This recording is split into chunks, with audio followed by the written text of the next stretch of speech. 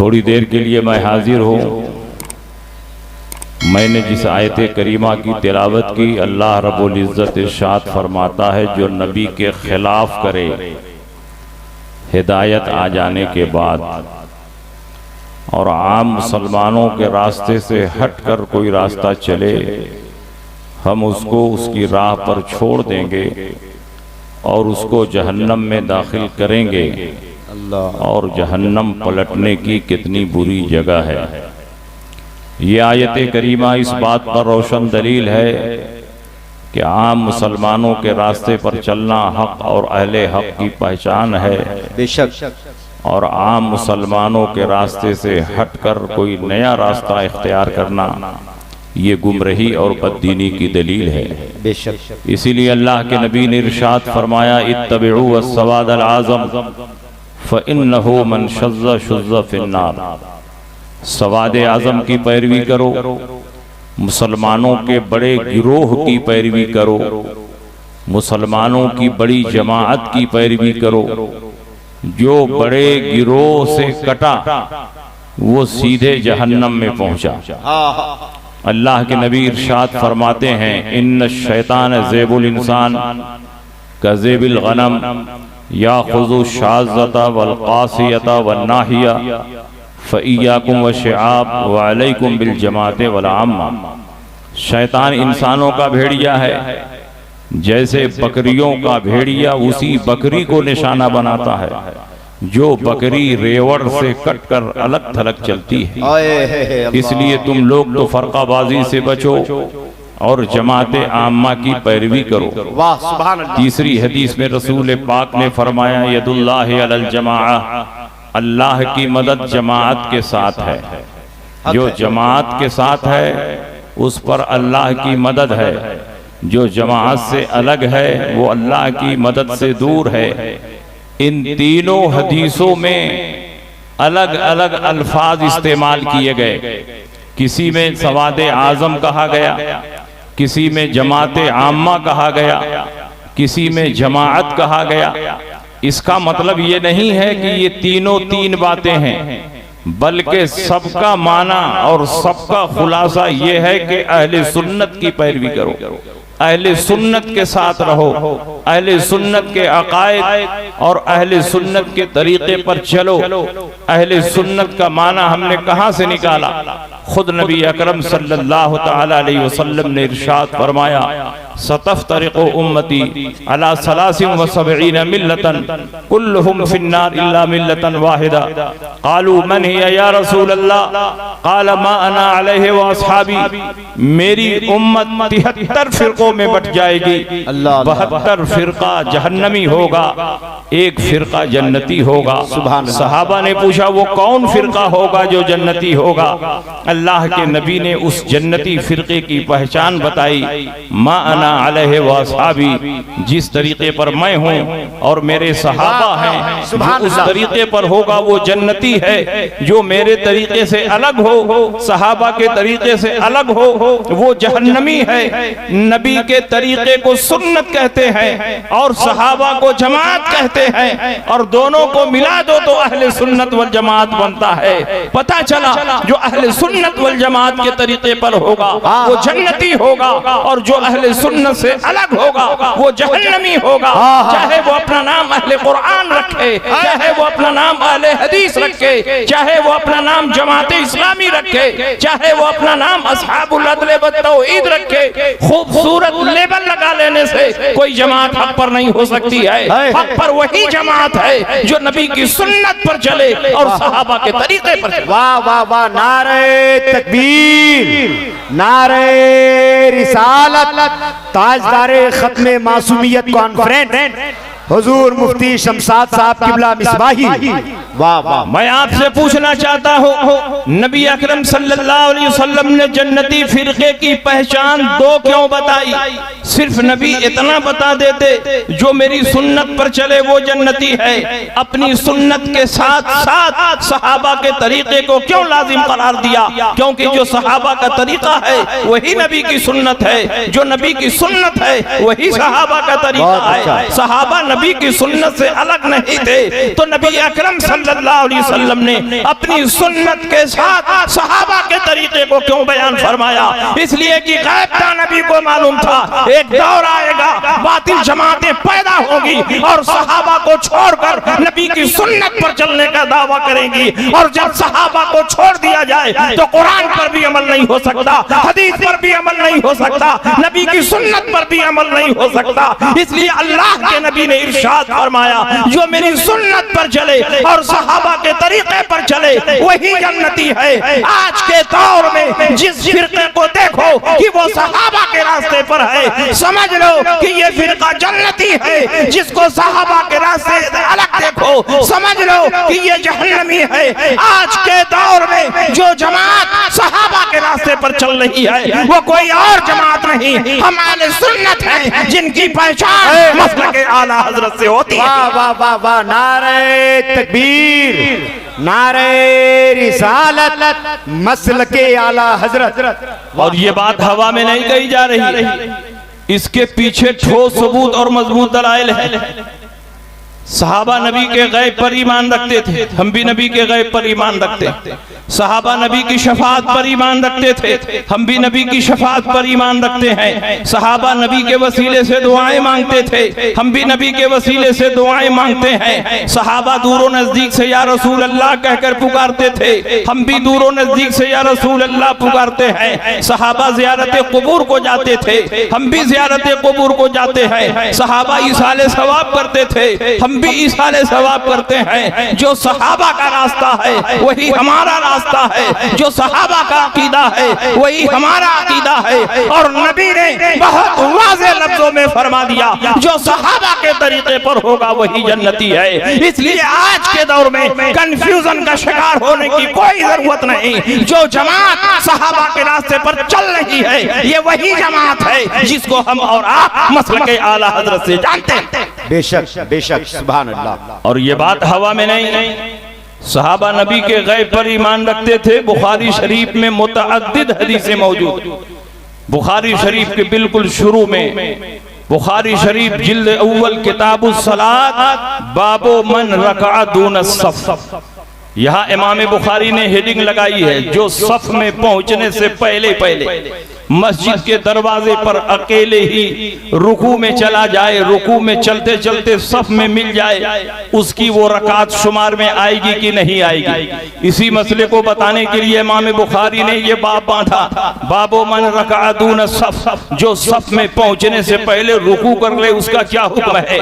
हजरत अबू बकरा की हदीस नकल फरमाई। पूरी हदीस इस तरह है, अन अबी बकरता अन्नहु इंतहा इला नबी सल्लल्लाहु अलैहि वसल्लम व हुवा राकिउन क़ब्ल अन यसला इला सफ। हजरत अबू बकरा से मरवी है, नबी अकरम सल्लल्लाहु अलैहि वसल्लम की मस्जिद नबवी में तशरीफ ले गए। मस्जिद के दरवाजे ही पर अभी पहुंचे थे जहां जूता चप्पल उतारा जाता है। देखा हुजूर अलैहि सलाम रुकू में जा चुके हैं, सहाबा रुकू में जा चुके हैं। हजरत अबू बकरा ने सोचा वहां जाकर नियत बांधूं, कहीं जाते जाते हुजूर सर उठा दें, मेरी एक रकात छूट न जाए। इसलिए मस्जिद के दरवाजे ही पर नियत बांध लिया। फौरन रुकू में चले गए, रुकू में चलते चलते सफ में मिल गए। जब अल्लाह के नबी ने सलाम फेरा तो इरशाद फरमाया, ऐ अबू बकरा खड़े हो जाओ। अबू बकरा खड़े हो गए। अल्लाह के नबी ने इरशाद फरमाया, क्यों तुमने मस्जिद के दरवाजे पर नियत बांध लिया, क्यों वहीं रुकू में चले गए। रुकू में चलते चलते सफ में पहुंच गए। क्या तुमको नबी का तरीका नहीं मालूम कि सफ में पहुंचने के बाद नियत बांधना चाहिए। अबू बकरा ने ये नहीं कहा,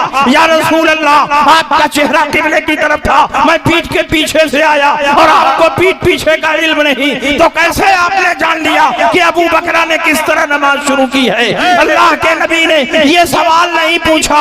हजरत अबू बकरा रज़ियल्लाहु ताला अन्हु ने ये सवाल नहीं किया, क्योंकि उनको मालूम था कि नबी अकरम सल्लल्लाहु ताला अलैहि वसल्लम को अल्लाह ने गैब का इल्म अता फरमाया है। अबू बकरा सहाबी थे, वहाबी नहीं थे। उनका ये अकीदा था कि नबी जैसे आगे देखते हैं वैसे ही पीछे देखते देखते हैं, पूरी कायनात नबी के निगाहों के सामने है। अल्लाह के नबी ने इरशाद फरमाया, इन्नकुम तरौना क़िबलती हाहुना, तुम समझते हो कि मेरा चेहरा किबले की तरफ होता है, मैं तुमको पीठ के पीछे नहीं देखता हूँ।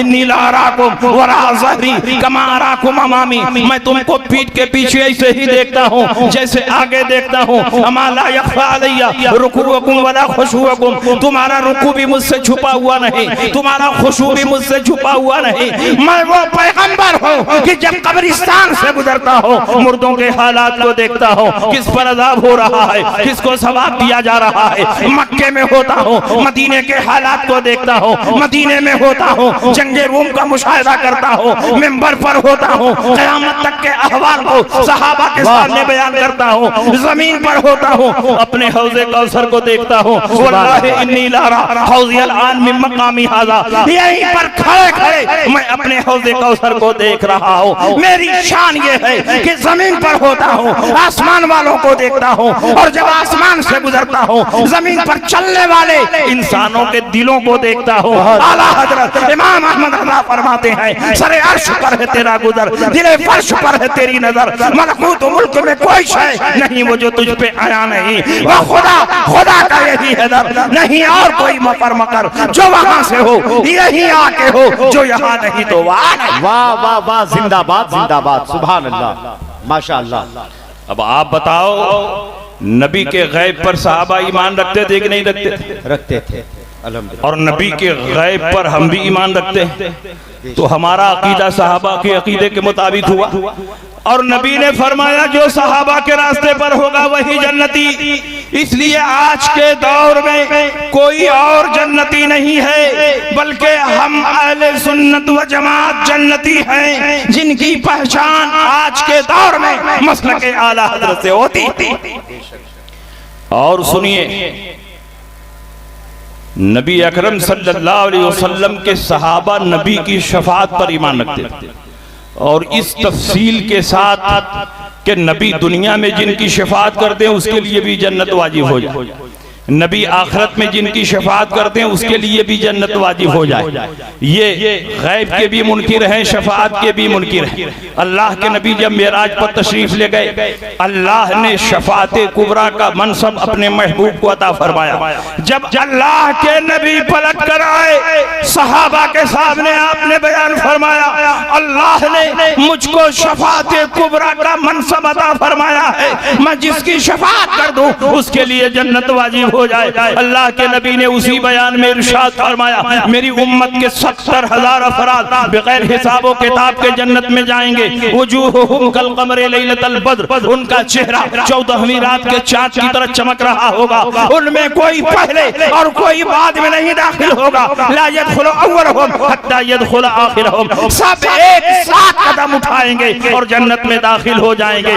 नबी जमीन पर हैं, उनके चेहरों को देख रहे हैं, उनकी तादाद को देख रहे हैं, दाखिले के अंदाज को देख रहे हैं। जब अल्लाह के नबी ने ये हदीस बयान फरमाई, वो काशा इब्ने मेसना सदी खड़े हुए, उन्होंने कहा उदुल्लाह अन यजअलनी मिनहुम या रसूल अल्लाह, ऐ अल्लाह के रसूल मेरे लिए भी दुआ फरमा दे कि जो 70,000 अफराद बगैर हिसाब व किताब के जन्नत में जाएंगे उसमें मेरा भी नाम शामिल हो जाए। नबी ने ये नहीं फरमाया दुनिया में शफाअत का पावर नहीं, दुनिया में शफाअत का इख्तियार नहीं, जब आखिरत में शफाअत का इख्तियार मिलेगा उस दिन तुम अपनी दरखास्त पेश करना। बल्कि इसी दुनिया में नबी ने अपनी शफाअत का जलवा दिखाते हुए इरशाद फरमाया, अंत मिनहुम, जाओ 70,000 में तुम्हारा भी नाम शामिल कर दिया। इसका मतलब ये हुआ कि 70,000 का कोटा अगरचे अल्लाह ने मुकर्रर फरमाया है, लेकिन 70,000 में कौन दाखिल होगा कौन खारिज होगा, सिलेक्शन का इख्तियार प्यारे मुस्तफा को दिया गया है। मुस्तफा जिसे चाहेंगे 70,000 में दाखिल होगा, और जिसे नहीं चाहेंगे लाख नमाज़ें पढ़े, रोजा रखे, कुरान की तिलावत करे, नबी की शफाअत का मुस्तहिक नहीं होगा। इसलिए आला हजरत इमाम अहमद रज़ा फरमाते हैं, आज ले उनकी पनाह, आज मदद मांग उनसे, फिर न मानेंगे क़यामत में अगर मान गए। वाह वाह वाह, नारे तकबीर, नारे रिसालत, तहफ़्फ़ुज़े ईमान कॉन्फ्रेंस। और याद रखिए, नबी अकरम सल्लल्लाहु अलैहि वसल्लम के सहाबा का जो अकीदा था वही अकीदा आला हजरत इमाम अहमद रजा ने अपनी किताबों में दलाइल के साथ पेश फरमाया। एक भी अकीदा कोई माई गलाल साबित नहीं कर सकता जिसको आला हजरत इमाम अहमद रजा ने किताब और सुन्नत के खिलाफ अपनी किताबों में लिखा हो, बल्कि आला हजरत इमाम अहमद रजा फाजिल बरेलवी, आला हजरत इमाम अहमद रजा जो मुजद्दिद आजम की हैसियत से जलवा अफरोज हुए थे, 1000 से ज्यादा किताबें लिखी और हर किताब में आला हजरत ने वही मौक़िफ़ इख्तियार फरमाया जो सहाबा का मौक़िफ़ था, जो ताबईन का मौक़िफ़। और आला हजरत इमाम अहमद रजा जब मक्का शरीफ हज के लिए गए, पहली बार तो अपने वालिदैन के साथ गए थे और दूसरी बार अचानक बातिनी कशिश की बुनियाद पर हज के लिए निकल पड़े।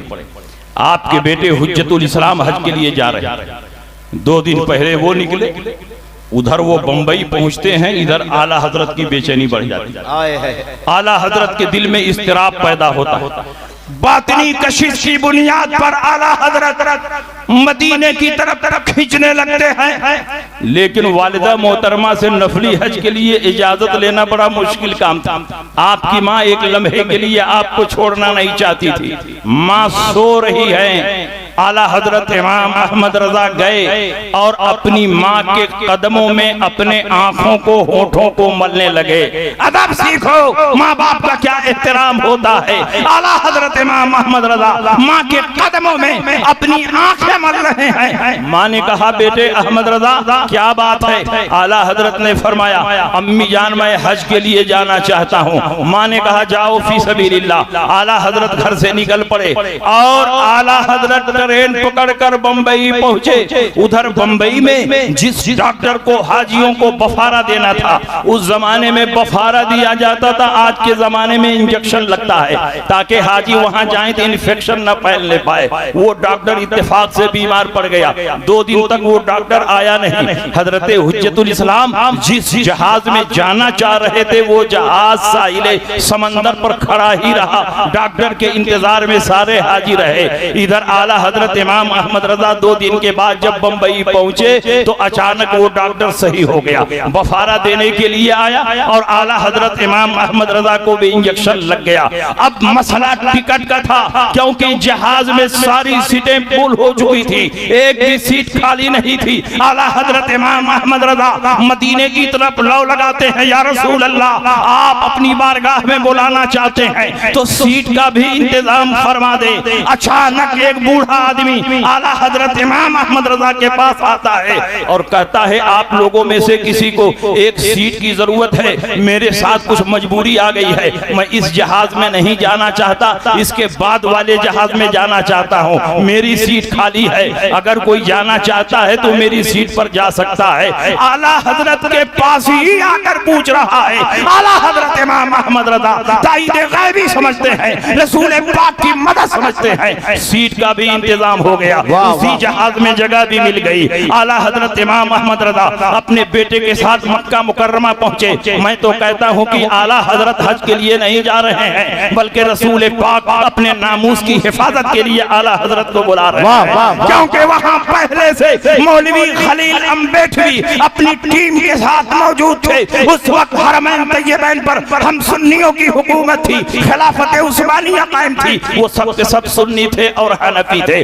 और हरमैन तैयबैन को कंट्रोल करने के लिए खिलाफत उस्मानिया की तरफ से शरीफ मक्का मौजूद थे। आला हजरत इमाम अहमद रजा मक्का में पहुंचे। खलील अहमद अम्बेठवी ने शरीफ मक्का के दरबार में 6 सवालात पेश किए और कहा, आप लोगों का अकीदा है कि नबी गैब जानते हैं, अगर नबी गैब जानते हैं तो मेरे सवालों का जवाब दे दीजिए। शरीफ मक्का ने मक्का मुकर्रमा के सबसे बड़े आलिम रईसुल उलमा मौलाना साले कमाल को बुलाया और कहा, ये वहाबियों की तरफ से सवालात आए हैं, पर्चे को ले जाइए और 2 दिन में इसका तहकीकी जवाब लिखकर मेरे दरबार में पेश कीजिए। मौलाना साले कमाल वो पर्चा लेकर आए, अलमारी में रख दिया। उनके घर शाम को मिलाद की महफिल चल रही थी। आला हजरत इमाम अहमद रजा को को शुदा ये बात पहुंची कि वहाबियों ने नबी के इल्म पर सवालिया निशान खड़ा किया है, नामूसे रिसालत पर हमला किया है, उन्होंने सवालात पेश किए हैं। वो अहमद रजा जो बरेली में बैठकर नामूसे रिसालत की हिफाजत करता रहा, मक्के में मौजूद हो,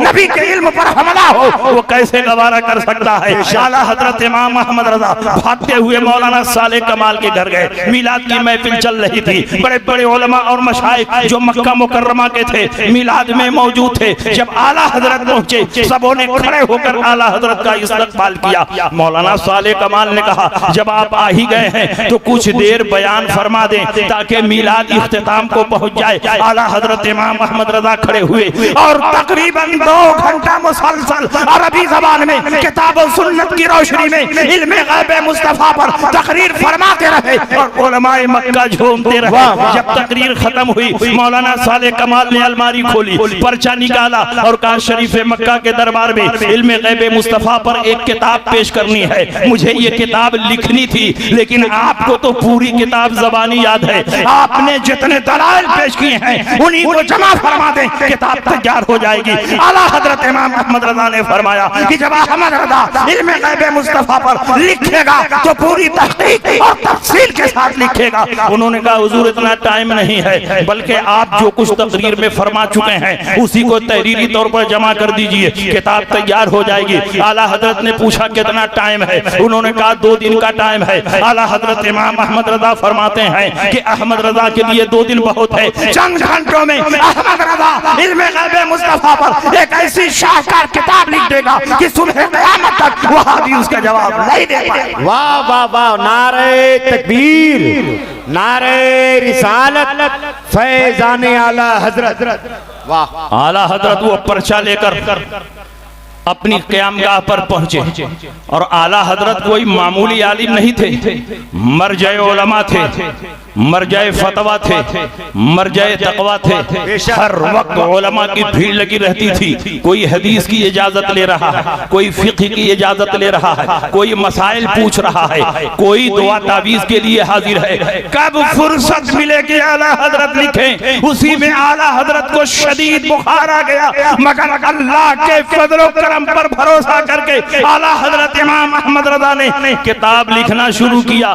2 आदमी मुसव्वदे को मुबय्यदा कर रहे हैं। हुज्जतुल इस्लाम मौलाना हामिद रजा साहब कर रहे हैं और मौलाना वसी अहमद मुहद्दिस सूरती के बेटे सुल्तानुल वाइज़ीन मौलाना अब्दुल अहद साहब कर रहे हैं। अभी वो 10 पेज साफ नहीं कर पाते कि आला हजरत 30 पेज लिख कर दे देते हैं। अभी वो साफ नहीं कर पाते कि आला हजरत 50 सफ़ा लिख कर दे रहे हैं। और खास बात यह है कि आला हजरत के सामने कोई किताब नहीं है, न कुरान है, न हदीस है, न तफसीर है। अपनी खुदादाद से हालत की बुनियाद पर आला हजरत इमाम अहमद रजा अरबी ज़बान में लिखे जा रहे हैं और ये दोनों बुजुर्ग साफ कर रहे हैं। साफ नहीं कर पाते, मुबय्यदा नहीं कर पाते कि उससे ज्यादा आला हजरत लिख कर दे रहे हैं। आला हजरत का कलम सिर्फ कलम नहीं है, कहरे इलाही है जो नजदियों और वहाबियों पर गिर रहा है। मजमूई तौर पर सिर्फ 8.5 घंटे में आला हजरत इमाम अहमद रजा ने अरबी ज़बान में अत-तौलतुल मक्किया बिल माद्दतिल गैबिया के नाम से एक ऐसी अजीम शान किताब तहरीर फरमाई कि जब शरीफ मक्का के दरबार में ये किताब पढ़ी जा रही थी, अभी आधी किताब पढ़ी गई और शरीफ मक्का ने फैसला सुना दिया, अल्लाह युती व हाउला यमनऊन। अल्लाह अपने हबीब को गैब का इल्म अता फरमा रहा है और ये वहाबी उसका इनकार कर रहा है। जिंदाबाद जिंदाबाद। आप खुशनसीब हो कि मसलके आला हजरत का नारा लगाते, आप खुशनसीब हो कि बरेली से मोहब्बत करते। 4 सदी में आला हजरत के टक्कर का कोई मुजद्दिद और मुहक्किक पैदा नहीं हुआ। 10वीं सदी हिजरी के मुजद्दिद हैं अल्लामा जलालुद्दीन सुयूती। उन्होंने 1000 से ज्यादा किताबें लिखी। उनके बाद पूरी दुनिया में एक भी ऐसा मुहक्किक और मुजद्दिद पैदा नहीं हुआ जिसने 1000 से ज्यादा किताबें लिखी हो। अल्लामा जलालुद्दीन सयूती के बाद अगर कोई मुहक्किक 1000 किताबें लिख रहा है तो वो कोई और नहीं, बरेली के ताजदार आला हजरत इमाम अहमद रजा। बहुत अच्छा, जिंदाबाद। आला हजरत जब अद-दौलतुल मक्किया लेकर बंबई आए, पानी के जहाज से गए थे और पानी के जहाज से वापिस आए। कुरला कसाईवाड़ा में आला हजरत का क़याम रहा। इस मौजू पर हजरत अल्लामा मुफ्ती बुरहानुल हक साहब ने किताब लिखी है, इकराम इमाम अहमद रज़ा। उसमें हज के वाकयात को बहुत तरतीब और तफसील के साथ बयान फरमाया। किसी ने सवाल किया, हुजूर बगैर किसी किताब को देखे हुए इतनी मोटी किताब अरबी जबान में आपने कैसे तहरीर फरमा दी? तो आला हजरत इमाम अहमद रजा ये नहीं फरमा रहे हैं कि ये मेरे इल्म का कमाल है, मेरी ज़हानत का कमाल है, बल्कि आला हजरत इमाम अहमद रजा अपने हर कमाल को गौसे पाक का कमाल समझते थे। आला हजरत इमाम अहमद रजा फरमाते हैं इसमें मेरा कोई कमाल नहीं, इसमें तो गौसे पाक का कमाल है। जब मैं किताब लिख रहा था ऐसा महसूस हो रहा था मेरी पुश्त पर गौसे पाक की रूहानियत सवार है। क्या दबे जिस पे हिमायत का वो पंजा तेरा, शेर को खतरे में लाता नहीं कुत्ता तेरा। गौसे पाक रहनुमाई फरमा रहे हैं और अहमद रजा का कलम चलता जा रहा है। अद-दौलतुल मक्किया सिर्फ अहमद रजा की किताब नहीं, गौसे पाक की जिंदा करामत है। नारे तकबीर, नारे रिसालत, फैजाने गौसे आजम अल्लामा मुफ्ती शमशाद साहब किबला भाई अजमत रजा भागलपुरी। वाह वाह वाह वाह। तकरीर समझ में आ रही है कि नहीं समझ में आ रही? आप लोगों को मुशायरा खूब समझ में आता है लेकिन तकरीर नहीं समझ में आती। आप लोग खोजते हैं ऐसा मुकर्रिर जो चुटकुला सुनाए, लतीफ़ा सुनाए, दोहा सुनाए, उसलूक सुनाए, लेकिन वो मुकर्रिर जो कुरान और हदीस सुनाए तो उसको आप लोग सुनना नहीं चाहते। कुरान और हदीस को सुनने से आपका ईमान मजबूत होगा, अल्हम्दुलिल्लाह, बेशक बेशक, आपका जहन साफ होगा, बहुत सारे शुकूक शुबहात दूर हो जाएंगे। तो सुनिए मसलक आला हजरत क्या। आला हजरत इमाम अहमद रजा फरमा रहे हैं कि जब मैं किताब लिख रहा था ऐसा महसूस हो रहा था कि गौसे पाक की रूहानियत मेरे पुश्त पर सवार है। गौसे पाक फरमाते जा रहे हैं अहमद रजा इस आयत को भी लिखो, इस हदीस को भी लिखो, इस दलील को भी लिखो। गौसे पाक फरमाते जा रहे हैं और अहमद रजा का कलम चलता जा रहा है। अद-दौलतुल मक्किया सिर्फ अहमद रजा की किताब नहीं, गौसे पाक की जिंदा करामत है। जिस तरह नबियों के मौजज़ात का मुकाबला नहीं हो सकता, उसी तरह वलियों की करामतों का भी मुकाबला नहीं हो सकता। इसीलिए कल भी ये किताब लाजवाब थी, आज भी ये किताब लाजवाब है और सुबह क़यामत तक लाजवाब रहेगी। वाह वाह माशाअल्लाह, जिंदाबाद जिंदाबाद। आला हजरत इमाम अहमद रजा का इस्तकबाल करने के लिए जबलपुर से मुफ्ती बुरहानुल हक साहब जबलपुरी बंबई पहुंचे और मुफ्ती बुरहानुल हक के साथ उनके वालिद हजरत अल्लामा मुफ्ती अब्दुल सलाम ईदुल इस्लाम वो भी साथ में बंबई पहुंचे आला हजरत का इस्तकबाल करने के लिए। चंद दिन आला हजरत के साथ कयाम रहा। एक दिन आला हजरत ने बातनी कशिश की बुनियाद पर फरमाया बुरहान मियां तैयार हो जाओ, बांदरा चलना है। बांदरा के साहिल पर एक खानकाह है, उस खानकाह में एक मजजूब है, उनसे मुलाकात करनी है। आला हजरत खुद वली थे, जिस इलाके में पहुंचते वली की खुशबू महसूस होने लगती। आला हजरत इमाम अहमद रजा पहुंचकर उनसे इक्तिसाब फैज करते। मुफ्ती बुरहानुल हक साहब को लेकर आला हजरत चले। उधर आला हजरत निकल रहे हैं और इधर मजजूब साहब अपने मुरीदीन से फरमाते हैं कि बहुत बड़े आलिम मुझसे मिलने के लिए आ रहे हैं, उनके इस्तकबाल की तैयारी करो, चाय बनाओ, काफी बनाओ, कहवा बनाओ। जैसे जैसे आला हजरत इमाम अहमद रजा उस खानकाह से करीब होते जा रहे हैं वैसे वैसे आला हजरत की खुशबू भी करीब से करीब होती जा रही है। जब आला हजरत खानकाह में पहुंचे मजजूब साहब ने अपने मुरीदीन से कहा बहुत तेज खुशबू आ रही है, लगता है आलिम साहब खानकाह में आ चुके हैं, हुजरे से बाहर निकलो, उनका इस्तकबाल करो। जब बाहर निकले आला हजरत की रुखे ज़ेबा पर नजर पड़ी, सलाम और मुसाफा हुआ। पूरे एजाज़ो इकराम के साथ आला हजरत को लेकर अपने हुजरे में पहुंचे। आला हजरत तशरीफ फरमा है, मुफ्ती बुरहानुल हक बैठे हैं, मजजूब साहब बैठे हैं, मुफ्ती अब्दुल सलाम बैठे हैं, बड़े बड़े उलमा और मशाइख बैठे हैं, मुरीदीन मुतवस्सिलीन बैठे हुए हैं। मजजूब साहब की आदत थी कि उनकी खानकाह में तीन चीजें हमेशा दस्तयाब रहती थी। चाय, काफी, कहवा। और जब उलमा पहुंचते थे तो चेहरों को गौर से पढ़ते थे और उसके बाद खुद मुतय्यन करते थे, इनको चाय पिलाओ, इनको काफी पिलाओ, इनको कहवा पिलाओ। लेकिन जब आला हजरत पहुंचे तो मजजूब साहब फरमाते हैं कि बताइए क्या पीना पसंद करेंगे? आपके लिए चाय भी हाजिर है, आपके लिए काफी भी हाजिर है, आपके लिए कहवा भी हाजिर है। आला हजरत बुजुर्गों की बारगाह के अदब शनास है। आला हजरत फरमाते हैं मजजूब साहब ने तीनों का नाम लिया है, मुझे तीनों में बरकत नजर आ रही है। चाय भी पसंद है, काफी भी पसंद है, कहवा भी पसंद है। एक प्याली में चाय डाली गई, उसी में काफी डाली गई, उसी में कहवा डाला गया, चमचे से हिलाकर आला हजरत पी लेते हैं। उसके बाद मजजूब साहब में और आला हजरत में गुफ्तगू शुरू होती है। 3.5 घंटा मुसलसल गुफ्तगू होती रही। मुफ्ती बुरहानुल हक का बयान है कि मैं बार बार कोशिश करता रहा कि जरा समझूं कि किस जबान में बात हो रही है, किस टॉपिक पे बात हो रही है, किस मौजू पे बात हो रही है। बार बार गौर व फिक्र करने के बावजूद भी एक लफ्ज समझ में नहीं आया कि किस जबान में बात हो रही है, किस टॉपिक पे बात हो रही है। ये गुफ्तगू उर्दू में नहीं हो रही थी, उर्दू समझता हूँ, अरबी में नहीं हो रही थी, अरबी जानता हूँ, फारसी में नहीं हो रही थी, फारसी समझता हूँ, हिंदी में नहीं हो रही थी, हिंदी जानता हूँ। अल्लाह जाने दोनों वली किस जबान में बात कर रहे हैं, किस टॉपिक पे बात कर रहे हैं, किस मौजू पे बात कर रहे हैं। जब गुफ्तगू खत्म हुई, आला हजरत इजाजत लेकर जाने लगे तो मजजूब साहब ने दरवाजे तक आला हजरत को रुखसत किया। आला हजरत आगे आगे चल रहे हैं, मुफ्ती बुरहानुल हक साहब आला हजरत के पीछे पीछे चल रहे हैं, उनके वालिद भी साथ में चल रहे हैं। कुछ दूर जब चले तो मुफ्ती अब्दुल सलाम ने अपने बेटे हजरत बुरहान मिल्लत को इशारा किया कि तुम भी मजजूब साहब के पास जाओ और चुपके से अपने लिए दुआ करा लो।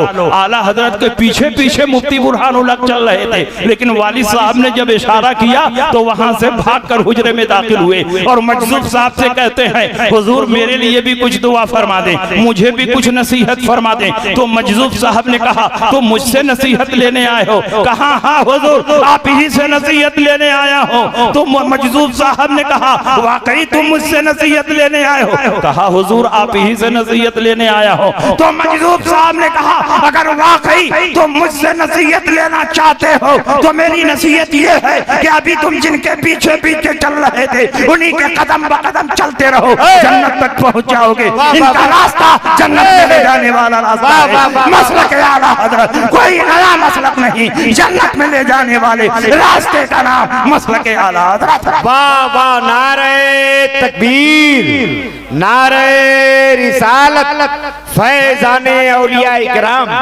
वाह। और आला हजरत इमाम अहमद रजा की जबान को रब की बारगाह में वो मकबूलियत मिली थी कि आपकी जबान मुबारक से जो बात निकलती थी रब की बारगाह में कबूल हो जाती। बहुत अच्छा। आप हयात आला हजरत पढ़िए, बेशुमार आला हजरत की करामतें वहां मिल जाएंगी। एक करामत सुनिए। आला हजरत के वालिद का नाम है अल्लामा नकी अली खां, उनके दोस्त हैं अल्लामा गुलाम हुसैन बरेलवी।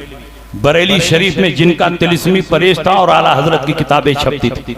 बाप का दोस्त भी बाप के दर्जे में होता, इसलिए जब वो आला हजरत के पास आते तो आला हजरत उनका एजाज़ो इकराम करते। एक दिन अल्लामा गुलाम हुसैन बरेलवी आला हजरत की खिदमत में हाजिर हुए।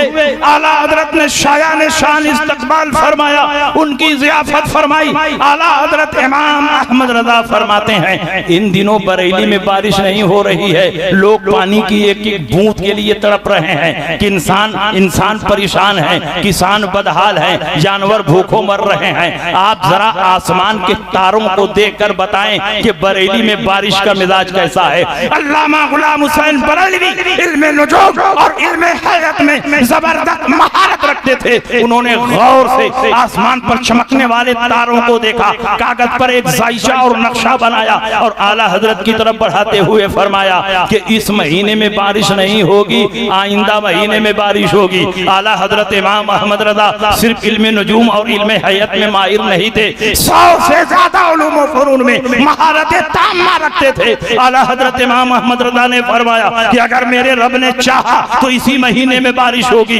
उन्होंने कहा इस महीने में बारिश नहीं होगी, आप सितारों की चाल नहीं देखते, इस महीने में बारिश नहीं होगी, आप सितारों की वजह नहीं देखते, मेरा बनाया हुआ नक्शा नहीं देखते। आला हजरत इमाम अहमद रजा फरमाते हैं मैं सितारों की चाल भी देख रहा हूँ और सितारों को पैदा करने वाले रब की कुदरत भी देख रहा हूँ। मेरे रब ने चाहा तो इसी महीने में बारिश होगी। उन्होंने कहा इस महीने में बारिश नहीं होगी। आला हजरत ने देखा इल्मे नुजूम और इल्मे हयत के ज़न्नी कायदों पर इतना भरोसा है कि अल्लाह की कुदरत से गाफिल हो रहे हैं और इन्हें पता भी नहीं चल रहा है। आला हजरत एक आलिम रब्बानी थे। आलिम रब्बानी किसी को भटकता हुआ देखता है फौरन हिदायत का इंतजाम करता है। आला हजरत के सामने एक कलाक लटक रही थी, एक घड़ी लटक रही थी, घड़ी में 11:15 बज रहे थे। आला हजरत ने पूछा बताइए घड़ी में क्या टाइम हुए हैं? उन्होंने कहा 11:15 बजे हैं। आला हजरत ने पूछा 12 बजने में कितना बाकी है? उन्होंने कहा पौना घंटा बाकी है। आला हजरत ने फरमाया अगर पौना घंटा नहीं गुजरेगा तो क्या 12 नहीं बजेगा, 12 की घंटी नहीं बजेगी?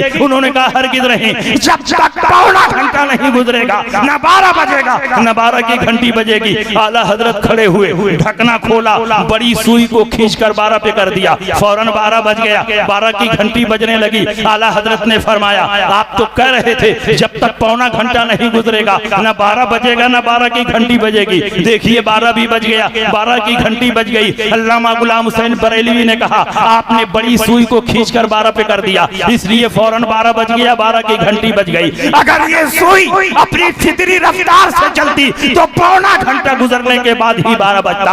आला हजरत इमाम अहमद रजा फरमाते हैं यही नुक्ता तो मैं आपको समझाना चाहता हूँ। मैंने बड़ी सुई को खींचकर 12 पे कर दिया, फौरन 12 बज गया। मेरा परवरदिगार भी कादिर है, जब चाहे इस सितारे को खींचकर यहाँ कर दे, उस सितारे को खींचकर यहाँ कर दे, इस सितारे को खींचकर यहाँ कर दे, फौरन सितारों की चाल बदल जाएगी, सितारों की वजह बदल जाएगी, आपका बनाया हुआ नक्शा बदल जाएगा। मेरे रब ने चाहा तो इसी महीने में बारिश होगी, बल्कि इसी हफ्ते में बारिश होगी, बल्कि अभी बारिश होगी। इतना कहना था कि बारिश होने लगी, बारिश होने लगी। इतनी बारिश होती है कि बरेली की सरजमीन जलता हो जाए। सुभान अल्लाह, नारे तकबीर, नारे रिसालत, फैजाने आला हजरत। वाह वाह वाह। बताओ आला हजरत की मकबूलियत समझ में आ रही है कि नहीं आ रही? और जिसकी जात रब की बारगाह में इस कदर मकबूल हो, जिसकी जबान रब की बारगाह में इस कदर मुस्तजाब हो, उसका मसलक क्यों नहीं पूरी दुनिया में मकबूल और मुस्तजाब होगा। इसलिए दुनिया के किसी भी खित्ते में चले जाइए, हर जगह आला हजरत का कलाम भी पढ़ा जा रहा है, आला हजरत का सलाम भी पढ़ा जा रहा है और आला हजरत इमाम अहमद रजा का नारा भी लगा। और सुनिए आला हजरत इमाम अहमद रजा की शान ये है कि गौसे पाक रजी अल्लाह ताला अन्हो ने आला हजरत के जमाने में आला हजरत के सर पर अपनी नियाबत का ताज रखा। गौसे पाक हर दौर में किसी न किसी आलिम रब्बानी के सर पर अपनी नियाबत का ताज रखते हैं। जिस दौर में इमाम अहमद रजा थे, गौसे पाक ने उनके सर पर नियाबत का ताज रखा। ये मैं नहीं कहता, बड़े बड़े वलियों ने ख्वाब देखा। सरकार गौसे पाक ख्वाब में तशरीफ लाए और गौसे पाक ने खुद बताया कि इस दौर में मौलाना अहमद रजा खान मेरे नायब हैं। जमाते अहले सुन्नत के बहुत बड़े मुहद्दिस हैं, पीर तरीकत शेखुल मशाइख पीर सैयद जमात अली शाह मुहद्दिस अली पूरी हयात आला हजरत में लिखा है। आपने ख्वाब देखा, ख्वाब में सरकार गौसे पाक तशरीफ लाए। आपने पूछा हुजूर इस वक्त हिंदुस्तान में आपका नायब कौन है? सरकार गौसे पाक ने फरमाया कि इस वक्त हिंदुस्तान में मेरा नायब मौलाना अहमद रजा खान बरेलवी हैं। कुछ जमाने के बाद शेखुल मशाइख हजरत अल्लामा शेर मोहम्मद शरफपुरी रहमतुल्लाह अलैह ने ख्वाब देखा। सरकार गौसे पाक ख्वाब में तशरीफ लाए। पूछा हुजूर इस वक्त पूरी दुनिया में आपका नायब कौन है? सरकार गौसे पाक ने फरमाया इस वक्त पूरी दुनिया में मेरा नायब मौलाना अहमद रजा खान बरेलवी है। उनके दिल में आला हजरत की ऐसी अजमत पैदा हुई कि शरकपुर से चलकर बरेली आए। आज शरकपुर भी पाकिस्तान में है और अलीपुर भी पाकिस्तान में है। उस दौर में मुत्तहिदा हिंदुस्तान था। शरकपुर से चलकर बरेली आए, आला हजरत इमाम अहमद रजा की बैठक में दाखिल हुए। हुए। जैसे ही आला हजरत के चेहरे पर नजर पड़ी, आला हजरत को सलाम किया, आला हजरत को मुसाफा किया और आला हजरत के हाथ को बोसा दिया। जब अल्लामा शरकपुरी ने आला हजरत के हाथ को बोसा दिया तो पलट कर आला हजरत ने उनके हाथ को बोसा दिया। अल्लामा शरकपुरी ने कहा, हुजूर आपने मेरा हाथ क्यों चूम लिया? मैंने अपना नाम नहीं बताया, अपना नसब नहीं बताया, अपना तारुफ नहीं करवाया। मैंने तो आपका हाथ इसलिए चूमा कि आप हिंदुस्तान के सबसे बड़े आलिम और फकीह हैं, आपने मेरा हाथ क्यों चूम लिया? आला हजरत इमाम अहमद रजा फरमाते हैं कि जो ख्वाब में सरकार गौसे पाक को देखकर आ रहा हो वो इस लायक है कि सिर्फ उसका हाथ नहीं उसका पांव भी चूमा, इसलिए मैंने तुम्हारे हाथ को बोसा दिया। सब लोग जिधर वो है उधर देख रहे हैं, सब लोग जिधर वो है उधर देख रहे हैं और हम देखने वालों की नजर देख रहे हैं। वाह वाह, जिंदाबाद जिंदाबाद, सुभान ये शान आला हजरत इमाम अहमद रजा की। आला हजरत पे बोले सुबह हो जाएगी, मीटर खत्म नहीं हो गया, वाकयात खत्म नहीं होंगे। आला हजरत को ये मकाम और मनसब यूं ही नहीं हासिल हुआ, आला हजरत ने गौसे पाक की मोहब्बत में अपने आप को फना कर दिया। बेशक। तो गौसे पाक रजी अल्लाह ताला अन्हो ने उनको वो एजाज अता फरमाया कि आज पूरी दुनिया में आला हजरत का परचम लहरा रहा है। और गौसे पाक के दिल में आला हजरत इमाम अहमद रजा जैसे गुलामों की क्या इज्जत थी, इन वाकयात से आपने समझ लिया। और आला हजरत इमाम अहमद रजा के दिल में गौसे पाक की क्या अजमत थी, उसका अंदाजा इस बात से लगाए कि मुहद्दिस आजम कछौचवी जब आला हजरत इमाम अहमद रजा की बारगाह में फतवा नवेसी और मुनाजरा की ट्रेनिंग के लिए पहुंचे, 2 दिन मेहमान रहे और तीसरे दिन आला हजरत ने उनको अपनी बारगाह में बुलाया। आला हजरत चारपाई पर एक तरफ बैठे हैं, दूसरी तरफ मुहद्दिस आजम कछौचवी बैठे हैं और फतवा नवेसी की जिम्मेदारी देने से पहले आला हजरत इमाम अहमद रजा ने अपनी जेब खास से 11 रुपया निकाला, खादिम से कहा जाओ पहले तबर्रुक लेकर आओ। खादिम तबर्रुक लेकर आया, बीच चारपाई पर तबर्रुक रखा गया। आला हजरत ने गौसे पाक के नाम फातिहा पढ़ी और फातिहा के बाद अपने हाथ से तबर्रुक उठाया और मुहद्दिस आजम कछौचवी को अता फरमाया, लीजिए खा लीजिए। और बाकी तबर्रुक जितने यहाँ खुद्दाम और हाजरीन थे उनको अता फरमाया कि आप लोग आपस में बांट करके खा लें। सबों ने आपस में बांट करके खा लिया। मुहद्दिस आजम का बयान है, अचानक मैंने देखा आला हजरत इमाम अहमद रजा चारपाई से नीचे उतर आए। मैंने सोचा कोई जरूरत और हाजत होगी, घर में जाना चाह रहे हो गए, लेकिन देखा कि वो जमीन पर बैठ गए और जैसे नमाजी सजदे में सर झुकाता है, आला हजरत इमाम अहमद रजा जमीन पर सर झुका रहे हैं। मैंने जमीन पर गौर से देखा तो मैंने ये देखा कि तबर्रुक बांटने वालों की गलती से तबर्रुक का एक छोटा सा जर्रा जमीन पर गिरा हुआ है और आला हजरत इमाम अहमद रजा उसको अपने हाथ से नहीं बल्कि झुककर अपनी जबान से उठाने की कोशिश कर रहे हैं। जिसके दिल में गौसे पाक के एक छोटे से तबर्रुक के एहतराम का ये आलम हो तो गौसे पाक के एहतराम का क्या आलम होगा, रसूल पाक के एहतराम का क्या आलम होगा। इसीलिए सरकार आला हजरत ने गौसे पाक की बारगाह में अपने आप को इतना हकीर बनाकर पेश किया कि किसी और की बारगाह में इतना हकीर नहीं बनाया। तुझसे दर से सग और सग से है मुझको निस्बत, मेरी गर्दन में भी है दूर का डोरा तेरा,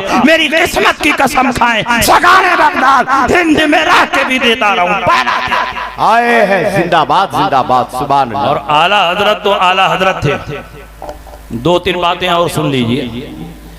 आला हजरत के शहजादे हुजूर मुफ्ती आजम हिंद भी इल्म अमल ज़ुहद व तकवा का पैकर मुजस्सम। बेशक आला हजरत के जाने के बाद पूरी मिल्लत इस्लामिया की रहनुमाई और क़यादत हुजूर मुफ्ती आजम हिंद ने फरमाई और आपकी जात से 1-2 नहीं बेशुमार करामतों का ज़हूर हुआ।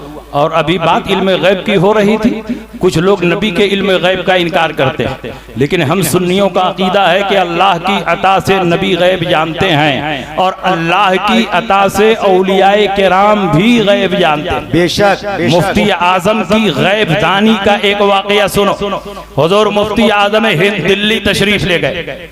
दिल्ली में हजरत निजामुद्दीन औलिया का दरबार और निजामुद्दीन औलिया के मदार से पहले तबलीगी जमात का सेंटर और मरकज है और लोग कहते हैं कि वहीं से कोरोना फैलता। तबलीगी जमात का सेंटर जैसे फार्मी मुर्गी एक दूसरे के ऊपर ऐसे ही तबलीगी जमात वाले उस सेंटर में एक दूसरे के ऊपर भरे रहते हैं। एक जमात निकलती नहीं है कि 10 जमात घुस जाती है।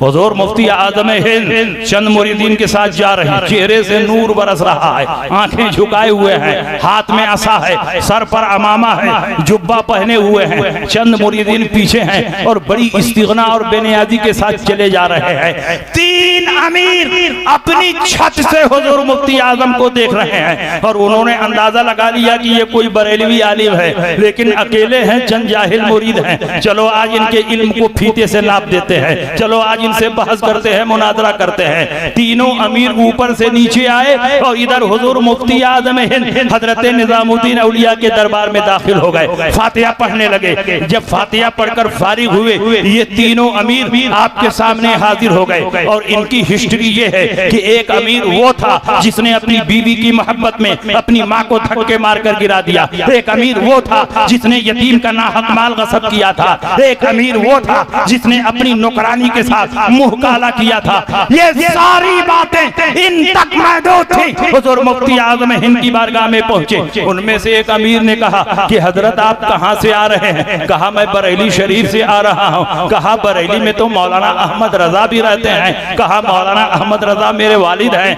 मैं उनका बेटा हूं। तो तबलीगी जमात के अमीरों ने कहा कि आप मौलाना अहमद रजा के बेटा हैं, तब तो आपका अकीदा होगा कि नबी गैब जानते हैं। आला हजरत इमाम अहमद रजा के शहजादे फरमाते हैं कि सिर्फ आला हजरत ही का नहीं, सिर्फ हमारा ही नहीं, सहाबा का अकीदा है, ताबईन का अकीदा है, तबे ताबईन का अकीदा है, अइम्मा मुज्तहिदीन का अकीदा है। 1400 साल से उम्मत मुहम्मदिया का ये अकीदा मुतवारिसन चला आ रहा है कि अल्लाह की अता से नबी गैब जानते हैं। उन्होंने कहा कि अगर नबी गैब जानते हैं तो आप दलीलें पेश कर दीजिए, आप आयतें पढ़ के सुना दीजिए, आप हदीसें सुना दीजिए। हुजूर मुफ्ती आज़म ने फरमाया कि मैं सफर में हूँ, बहस का मूड नहीं। आला हजरत इमाम अहमद रजा ने अद-दौलतुल मक्किया लिखी है, बहुत सारे उलमाए अहले सुन्नत ने इस मौजू पर किताबें लिखी हैं, सारे दलाइल जमा कर दिए गए हैं, उन किताबों का मुताला कर लो। उसने कहा नहीं, आप दावा कर रहे हैं कि नबी गैब जानते हैं तो आप अपनी जबान से दलीलें पेश कीजिए। आयतें पढ़ना आपकी जिम्मेदारी है, हदीसें पढ़ना आपकी जिम्मेदारी